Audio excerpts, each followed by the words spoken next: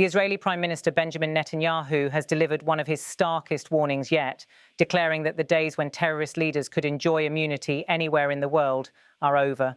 His message comes in the immediate aftermath of Israeli airstrikes that reportedly targeted senior Hamas leadership in Doha, the capital of Qatar. The operation marks a dramatic escalation, signaling Israel's willingness to extend its campaign far beyond Gaza and the region's traditional battlefields.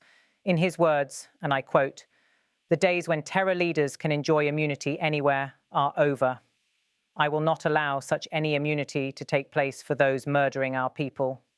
Netanyahu's statement, delivered in Hebrew and quickly circulated through official channels, has already reverberated across regional capitals and global diplomatic circles.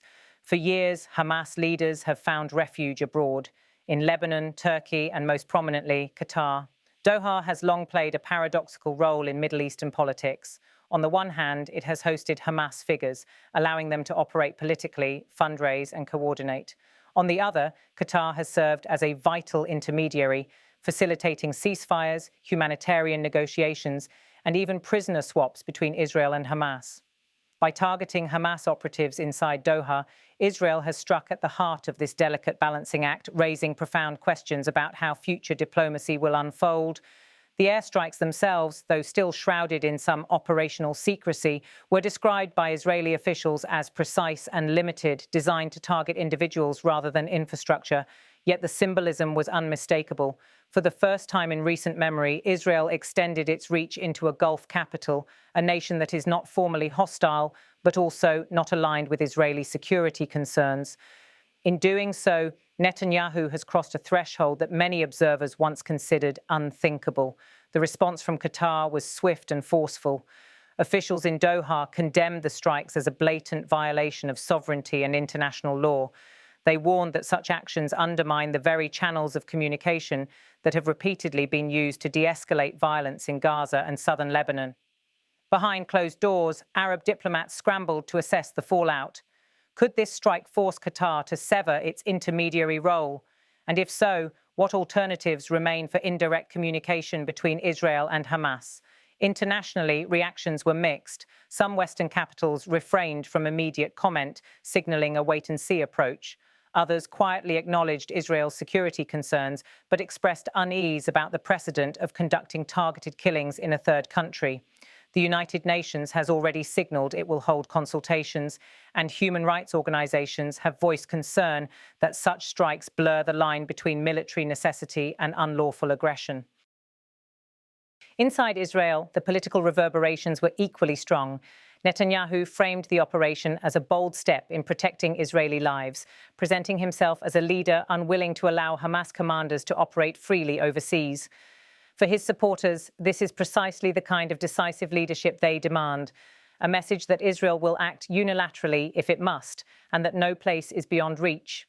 For his critics, however, the move risks unnecessary escalation, threatening to draw Israel into diplomatic crises and alienate states that have, at times, served as quiet mediators. To understand the gravity of Netanyahu's words, one must place them within the broader history of Israel's targeted killing doctrine.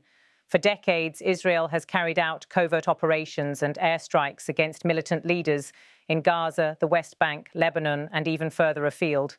Yet until now, these actions largely avoided Gulf capitals like Doha, where political complexities and international scrutiny made such operations high risk. By choosing to strike here, Netanyahu is signaling that no geography is off limits. The implication is clear. Hamas leaders, wherever they travel, are now within Israel's reach. This shift in doctrine carries risks. Analysts caution that by extending the battlefield into Doha, Israel risks undermining fragile diplomatic ties in the Gulf. Some warn that other militant movements and even sympathetic states may see this as justification to expand their own operations abroad, setting a dangerous precedent in regional conflict. Others argue that the operation may achieve its goal of deterrence and sending a chilling message to Hamas operatives that they cannot assume safety anywhere. The domestic context is equally crucial. Netanyahu faces political pressure at home amid a polarized society, ongoing protests, and scrutiny over his government's security strategy. By taking this high-stakes gamble, he seeks to project strength, unify supporters, and distract from domestic controversies. His declaration that no terrorist leader is immune is designed not only for Israel's adversaries but also for his own people, who demand assurances of safety and decisive action after months of violence. On the ground in Doha, the immediate aftermath remains tense. Reports from residents describe explosions in residential neighborhoods and heavy security presence in the streets. Qatari media outlets framed the strikes as an attack on sovereignty and a violation of international law. Meanwhile, Hamas sources neither confirmed nor denied casualties among their ranks, a silence that suggests the group is still assessing the damage. Diplomatic fallout is likely to intensify in the days ahead. Qatar, as a wealthy and influential Gulf state, has the means to pressure both Western allies and regional organizations into condemning Israel's actions. The Arab League is expected to convene emergency consultations, while the United Nations Security Council will almost certainly hear calls for accountability. At the same time, some Israeli allies may quietly calculate that the removal of key Hamas figures strengthens Israel's security, even if they refrain from public endorsement.